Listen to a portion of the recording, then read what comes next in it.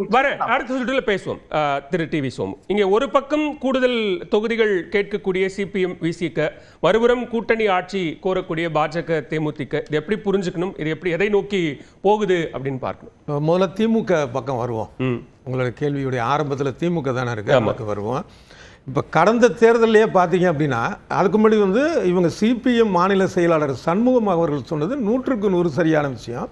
இப்போ கடந்த சட்டமன்ற தேர்தலில் 2021 திமுக நடந்து கொண்ட முறை இருக்குல்ல, அதுவே தவறான விஷயம் தான். ஏன்னா நம்மளை ஞாபகம் இருக்கும், பல முறை அந்த சுற்று பேச்சு, எத்தனை இடங்கள் என்ன ஏதுன்னு அதை போட்டு அவங்கள அலக்கழிச்சு அறிவாலயத்துக்கு இதுக்கும் போட்டு இது பண்ண ஒரு சூழலில், அப்போ திமுகவுடைய அதிகாரப்பூர்வ தொலைக்காட்சி கலைஞர் தொலைக்காட்சி விவாதத்திலேயே அதை நான் சொன்னேன், திமுக செய்வது தவறு. இப்போ அதுக்கு ஒரு உதாரணமாக நான் சொன்னது என்னன்னா, கேரளாவில் இடதுசாரி கூட்டணி எப்படி இருக்குன்னா, அங்கே சிபிஎம் தான் பெரிய கட்சி. ஆனால் அங்கே ஒரே ஒரு தொகுதி அந்த கூட்டணியில் போட்டியிடக்கூடிய ஒரு கட்சினா அந்த சின்னத்தை அவங்க விருப்பத்துக்கு விட்டுறாங்க. ஆனால் இங்கே என்னாச்சு, கடந்த 2021 விசிகவா இருக்கட்டும் மதிமுகவா இருக்கட்டும் சின்னத்தை உதயசூரியன்ல இது பண்ணு.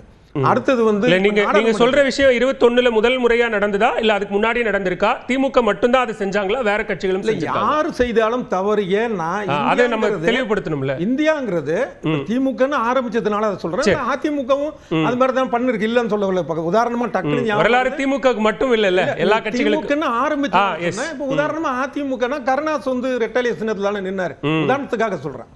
அப்படின்னு மாதிரி திமுக ஒரு தலைமை இடத்துல இருக்கக்கூடிய கட்சி. ஒரு இந்தியாங்கிறது பல கட்சி ஜனநாயகம்.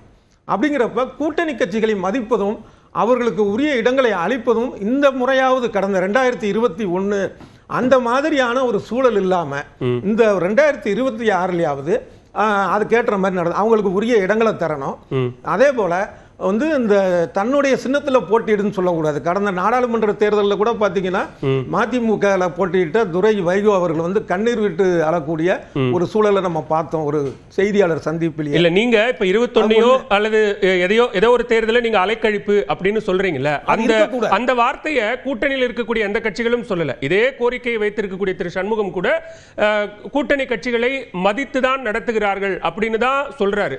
ஈவன் சமீபத்தில் மதுரை பொதுக்குழுல பேசின முதலமைச்சர் திமுக தலைவரும் 2017 முரசொலி பவள விழாவில் தொடங்கி இந்த தேர்தல் வரைக்குமாக தொடர்ச்சியாக இந்த வெற்றி கூட்டணி தொடர்ந்துன்னா அதுக்கு காரணம் நாம கூட்டணி கட்சிகளை மதித்து அரவணைத்து நடக்கிறது தான். எனவே அப்படியான ஒரு முரண்பாடுகள் ஏற்பட்டாலும் ரொம்ப சகோதரத்துவத்தோடு பேசுங்க அப்படின்னு சொன்னதும் தேர்தலை ஒட்டித்தானே. இப்போ அவங்கள மாதிரி அவங்களுடைய பார்வைங்கிறது என்ன அப்படின்னா, எல்லாத்தையும் வெளிப்படையாக சொல்ல முடியாது. கூட்டணியில் இருக்கிறாங்க, அரசியலில் இருக்கிறாங்க. நம்ம விமர்சகருங்கிற முறையில் நம்ம நியாயமான பார்வையை நம்ம சொல்லலாம். அவங்க பார்வையை இப்போ சிபிஎம் உடைய பார்வையோ திமுக பார்வையோ நான் சொல்லணும் அவசியம் தேவையில்லை. நம்ம யார் செய்தாலும் பார்க்கும்போது திமுக ஒரு தலைமை பண்பு அப்படிங்கிறது தாண்டி கூட்டணி கட்சிகளை கடந்த முறை அலக்களித்தது. அது இப்படி நடக்கக்கூடாது என்பதற்காக கொஞ்சம் ஒரு முன்கூட்டியே கூட சண்முகம் சொல்லியிருக்கலாம், இந்த மாதிரி நடந்துடக்கூடாது அப்படின்ட்டு. அது நடக்கக்கூடாதுங்கிறத நம்மளுடைய எண்ணமும். கூட்டணி கட்சிகளுக்கு உரிய இடங்கள் கொடுத்து வாக்குறுதிகளை இன்னும் நிறைவேற்றல, இன்னும் 10 மாத காலம் இருக்கு, வாக்குறுதிகளை நிறைவேற்றுங்க அப்படின்னு சொல்லிட்டு கூடுதல் இடங்களை கேட்பது அப்படிங்கிறதும் நீங்க சொல்ற மாதிரி முன்கூட்டியே கூடுதல் இடங்களை கேட்பது என்பதும் முரணாக இல்லையா? இது கொள்கை முரணாகவும் இல்லையா? இப்ப இவர் சிந்தன் சொன்ன மாதிரியே பார்த்தா வரலாறு என்னன்னா, சிபிஎம் கட்சி இடதுசாரி கட்சிங்கிறது பதவிக்காக அலையக்கூடிய கட்சி அல்ல. சரி, அவங்க மக்கள் நலனுக்கான ஒரு விஷயம் தான். இந்த தேர்தல் அரசியல் ஈடுபடக்கூடிய கட்சிகள்லயே சிபிஐ சிபி அப்படிங்கிற அளவுக்கு மற்றதை நம்ம இதை சோமு சொல்றாரு. ஆனா திரு சண்முகம் அப்படி சொல்லலையே. அதிமுக பாஜக கூட்டணியை தோற்கடிப்பது எந்த அளவுக்கு முக்கியமோ அந்த அளவுக்கு கூடுதல் தொகுதிகளை கேட்டு பெறுவது முக்கியம் தானே சொல்றாரு. மக்கள் முதற்கட்ட கருத்து தான் முடிச்சுட்டு வரேன். என்னன்னா, இப்போ ஏற்கனவே பேசுறப்ப கூட நம்ம பேசணும், அதிகம் அந்த எத்தனை பேர் எம்எல்ஏக்கள் இருக்குல்ல அதுக்கு ஏற்ற மாதிரி நேரம் தர்றோம். அப்படிங்கிறப்ப மக்கள் பிரச்சனை அங்க பேசணும் அப்படிங்கிற ஒரு சூழலுக்காக அதிக இடங்கள்ல போட்டியிடணும். நீங்க பதவிக்கு அலையக்கூடிய கட்சி இல்ல அப்படிங்கிறீங்க, பதவி அந்த மாதிரியான விஷயங்களுக்கு. ஏன்னா ஏற்கனவே ஒன்றிய அரசிலே அவங்க வெளியில தானே நின்னாங்க. அதனால அந்த மாதிரி அமைச்சர் ரேஞ்சில். ஆனால் அதிகமான தொகுதிகளில் போட்டியிடணும், எம்எல்ஏக்கள் போகணும், மக்கள் பிரச்சனையை சட்டமன்றத்தில் பேசணும்னு நினைக்கிறதுல எந்தவித தவறும் இல்லை. அதை வந்து இவங்க வந்து எதிர்க்கட்சிட்டா போய் கூட்டணியில போய் கேட்பாங்க. அவங்க இருக்கிறதுல இப்ப பாஜக அது உரிமை. ஆனா ஒரு பக்கம் நீங்க கோரிக்கைகளை நிறைவேற்றல அப்படின்னு சொல்லிட்டு கூடுதல் இடங்களை கேட்பது அப்படிங்கிறது தான் எங்க கேள்விக்குள்ளாகுது. முரணா இருக்கு. ரெண்டுத்தையுமே தான் நம்ம வந்து இந்த ஒரு ஜனநாயக அமைப்புல நம்ம இதை தாண்டி வேற என்ன நம்ம இது பண்ணிட முடியும்? இந்த அந்த சில கோரிக்கைகளை அவங்க இன்னும் நிறைவேற்றலங்கிறது உண்மைதான். சரி, அந்த உண்மையை அவங்க சொல்றாங்க. அதே நேரத்தில் வந்து நம்ம இருக்கிற கூட்டணி அப்படிங்கிறது வந்து அடுத்த வெற்றி பெறணும், இது வந்து எதிர்க்கட்சி கூட்டணியை விட இது பெட்டர் அப்படிங்கறத சொல்றாங்க. அதனால இது தவறு இல்லை. இது இந்த பக்கம். ஓகே, மறுபடியும் கூட்டணி பக்கம் கூட்டணி ஆட்சின்னு பாத்தீங்க அப்படின்னா இப்ப அமித்ஷா சொல்ற வார்த்தைகள் வந்து ஒரு மாதிரி நம்ம வந்து அர்த்தம் பண்ணிக்கலாம். ஆனா உண்மையான அர்த்தம் என்னன்னா கூட்டணி ஆட்சிங்கிறது அந்த அமைச்சரவையில பாஜகவினர் இருப்பார்கள் அப்படிங்கிற எண்ணத்துல தான் அவர் சொல்றாரு. இப்ப முதல் விஷயம் பார்த்தா ஏப்ரல் மாதம் வந்து இவங்க கூட்டணிங்கிறத அறிவிச்சாங்க. அறிவிச்சது வந்து எடப்பாடி அவர்கள் இல்லை, இவர் அமித்ஷா ஒன்று. அடுத்தது எல் முருகன் அவர்கள் சொல்றாங்க இந்த தேர்தலுக்கு அப்புறம் ஜார்ஜி கோட்டையில் காவி கொடி பறக்கும். அப்போ அதுக்கு என்ன அர்த்தம்? ஒன்று, காவி கொடிங்கிறது அதிமுகவுக்கு உரிமையானதா பாஜகவுக்கா? அது ஒரு கேள்வி முக்கியமா. அடுத்தது டில்லி ஒரிசா போல இங்க ஆட்சி அமைப்போம். இப்ப டில்லி ஒரிசால அங்க மாநில கட்சி இருக்கா, பிஜேபி இருக்கா, எப்படியான ஒரு சூழல் இருக்கு. இந்த மாதிரி இவங்க தொடர்ந்து பேசுவது எல்லாமே என்னன்னா அதிமுக அப்படிங்கிறத விட டாமினேட் பண்ணக்கூடிய ஒரு சூழல்ல தான் ஏதோ ஒரு காரணத்துக்காக அதிமுக மக்கள் செல்வாக்குன்னு பார்த்தா பிஜேபியா அதிமுகனா எல்லாருக்கும் தெரிஞ்ச விஷயம் அதிமுக தான். ஆனால் இவங்க சில நிர்பந்தங்கள் காரணத்துக்காக என்ன காரணம் தெரியாமைய பாஜகவுக்கு அடிபடியக்கூடிய ஒரு சூழல் தான் நிலவுது. ஏன்னா இவங்க பதில் வந்து சரியா அவங்க சொல்றதே இல்லை, அதிமுக தரப்புல பேசுறதே இல்லை.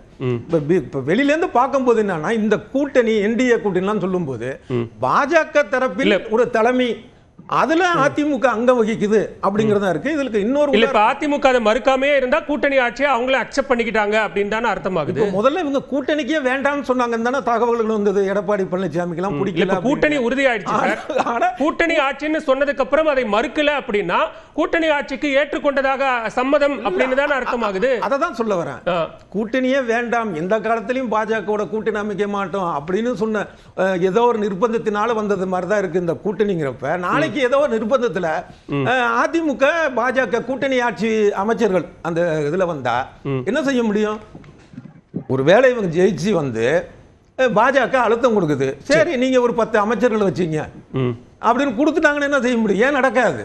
ஓகே, சரி பேசுவோம். முதற்கட்ட கருத்தை எடுத்துக்கிறேன் திரு சோம், பேசுவோம். சேர்ந்த நீங்க கூட்டணி தர்மம் அப்படின்னு சில விஷயங்களை ரமேஷ் சேதுராமன் பட்டியலிட்ட மாதிரி இன்றைக்கு எதிர்க்கட்சி தலைவருடைய அறிக்கையும் அதுல சொல்றாரு. மக்கள் மீது பல சுமைகள் இருக்கும்போது கூட்டணி தர்மம் அப்படிங்கிற அடிப்படையில் கூட்டணி கட்சிகள்லாம் அதை உணர்ந்தும் கூட இருந்து கொண்டிருக்கிறார்கள் அப்படின்ற சில விமர்சனத்தையும் வைக்கிறாங்க. நீங்க ரெண்டு பேருக்குமான பதில சொல்லிருங்க. இல்ல, கூட்டணி தர்மம் கருதி சம்பந்தப்பட்ட விஷயத்துல எனக்கு உடன்பாடே இல்லைனாலும் அதை ஆதரிச்சு போனதுங்கிறதுக்கான உதாரணம் முழுக்க அதிமுக கிட்ட தான் நீங்க பாப்பீங்க. உடன்பாடு இல்லைம்பாங்க, ஆனா போய் வாக்களிச்சுட்டு வருவாங்க. அது பல விஷயத்தை பார்க்கலாம். கடைசியா அந்த வக்ஃபு வாரியம் சட்டம் உட்பட சொல்லலாம். ஒரு பக்கம் அதாவது இவர்களுடைய ஆதரவு இல்லை என்றால் தமிழ்நாட்டுக்கே ஒரு பாதிப்பை வந்து தடுத்துடலான்னு நிலைமை வரும். உதாரணத்துக்கு இப்ப இலங்கை தமிழர்கள் உச்ச நீதிமன்றம் வரைக்கும் என்ன சொல்றாங்க, நீ வந்து வராத, அகதிங்கிறதுக்கெல்லாம் நான் இடம் கொடுக்க முடியாதுன்னு சொல்றாங்க. ஆனா என்ன, இந்த நாட்டுல ஒரு சிஏஏ மாதிரி ஒரு சட்டம் வரும்போது அதுல வந்து இலங்கை தமிழர் ஒரு வார்த்தையை சேர்க்க முடியல. அது சிபிஎம்க்கு பொருந்தாதா? இப்போ நீங்க ஒருபுறம் அந்த கேள்வி தான் நீங்க கேட்டீங்கல்ல, நான் பதில் இல்ல நான் அது அவர்கிட்டயும் கேட்டேன். இல்ல இப்போ நீங்க கோரிக்கைகள் நிறைவேற்றலன்னு சொல்ற ஒரு குற்றச்சாட்டு வைக்கிறீங்க. அதுக்கு முன்னாடியே திரு சண்முகம் அவர்கள் பொற்கால ஆட்சியா நடக்குது அப்படிங்கிற ஒரு கேள்வியை முன்வைத்தார். என்னுடைய ஆதரவு இல்லாம அது சட்டமே ஆகாது, ஆதரவு அளிச்சிட்டு வந்து வெளியில போடுற இரட்டை வேஷத்தை தான் நான் இப்ப அம்பலப்படுத்திக்கிட்டு இருந்தேன். சிபிஎம் பொறுத்த வரைக்கும் சிபிஎம் சட்டமன்றத்தில் எதிர்க்கட்சி வரிசையில வந்து பேச எதுக்கெல்லாம் வாய்ப்பு இருக்கோ அத்தனையிலும் கவன ஈர்ப்பு தீர்மானம் கொண்டு வந்திருக்கோம், பேசி இருக்கோம், களத்துல போராடி இருக்கோம். எத்தனையோ உதாரணத்தை நான் சொல்ல வேண்டியது இல்ல. போய் யூடியூப்ல நியூஸ் 18 தமிழ்நாடு போட்டு சிபிஎம் போட்டீங்கன்னா வரும், அது பிரச்சனை இல்ல. அதுல மாற்று கருத்தே இல்ல சிந்தன். இல்ல இருங்க, அதிமுக ஆட்சியிலும் போராடி இருக்கிறோம், திராவிட முன்னேற்ற கழக ஆட்சியிலும் போராடி இருக்கிறோம். ஆனால் போராடும் பொழுது இங்க பேச முடியுது, சில விஷயங்களை ரிவர்ஸ் பண்ண முடியுதுன்னா அது எங்களுடைய அரசியல் செல்வாக்கும் கூட்டணி இன்டாக்டா இருக்கிறதோட வெளிப்பாடு. பொற்கால ஆட்சியா நடக்கிறது அப்படிங்கிற ஒரு கேள்வியை எழுப்பிவிட்டு நீங்க கூடுதல் இடங்களை கூட்டணியில கேட்டு பெறுவோம்னு சொல்வது முரணாக இல்லையா? அதுல என்ன இருக்கு? ஒரு மாநில ஆட்சியை வைத்துக் கொண்டு மாநிலத்துக்கு இருக்கக்கூடிய நிதி நெருக்கடியை வைத்துக் கொண்டு பொற்கால ஆட்சி நடத்த முடியாது. நீங்க அப்படி அதை சொல்லலையே. தாண்டி- ஆமாங்க, அப்படி அது சொல்லலையே. உண்மைதான். இல்ல இல்ல ரெண்டும் தான். நாங்க என்ன கேக்குறோம், நீங்க நெருக்கடி இருந்தாலும் கடனை வாங்கியாவது சில திட்டங்களை செயல்படுத்துங்க. நாங்க சொல்ற திட்டம் வேறையா இருக்கு, மாநில அரசு வேற சில விஷயங்களுக்கு அழுத்தம் கொடுக்குது. அது அவங்களுடைய பார்வை. உதாரணத்துக்கு மெட்ரோ திட்டம் அவங்க ரொம்ப முக்கியம், வேக வேகமா நிறைவேற்றணும், பொது வெளியில கூட கடன் வாங்குறாங்க. நாங்க அதே விஷயத்தை மின்சார கட்டணத்தை குறைப்பதற்காக சுமையை ஏற்பதற்காக செய்யுங்கன்னு நாங்க சொல்றோம். மின்சாரத்துறையோட சுமையை ஏற்பதற்காக செய்யுங்க நாங்க சொல்றோம். இது வந்து எங்களுடைய அப்ரோச், அவங்களோட அப்ரோச். யாரோட அப்ரோச் நடைமுறைக்கு வரும்? ஆட்சியில் இருக்கிற கட்சி திமுக. அப்ப திமுகவை நோக்கி எதிர்க்கட்சியா கேள்வி எழுப்புறல அதிமுக என்ன கேள்வி எழுப்பிருச்சு நான் கேட்க நினைக்கிறேங்க. நாங்க எதிர்க்கட்சியா கேள்வி எழுப்பியிருக்கோம். இந்த அணி ஒன்றிய அரசின் அத்தனை துரோகங்களுக்கு எதிராகவும் அத்தனை அடக்குமுறைகளுக்கு எதிராகவும் போராடி இருக்கிறது. தமிழ்நாட்டு மக்களுடைய உணர்வு. அவங்க 40க்கு 40ங்கிற எண்ணிக்கையை இந்த தேர்தலில் மட்டும்தான் கொடுத்தாங்களா? அப்ப தமிழ்நாட்டு மக்களுக்கு ஒன்றிய ஆட்சியுடைய அந்த ஆதிக்கம், அதிகாரம் பிடிக்கவில்லை என்பது உண்மை. அதை வெளிப்படுத்துகிற ஒரு கூட்டணியில பல கட்சிகள் இணைஞ்சிருக்கும் போது எங்களுக்குள் இந்த விவாதம் எழுவது தவிர்க்க முடியாது. இதை நீங்க என்ன பேராசை இல்ல பதவிக்காக அந்த விவாதத்தை தவிர்க்க முடியாதுன்னா அந்த விவாதம் எதிரணிக்கு சாதகமாக மாறுதுங்கிறத புரிஞ்சுதா? எப்படி மாறிடும்? எதிரணியை மக்கள் நிராகரித்து இருக்கிறார்கள் என்பது உண்மை. இனி வரக்கூடிய தேர்தலில் நீங்க பாப்பீங்க, இப்ப இருக்கக்கூடிய எண்ணிக்கையை கூட அதிமுக ஜெயிக்காது. அதிமுக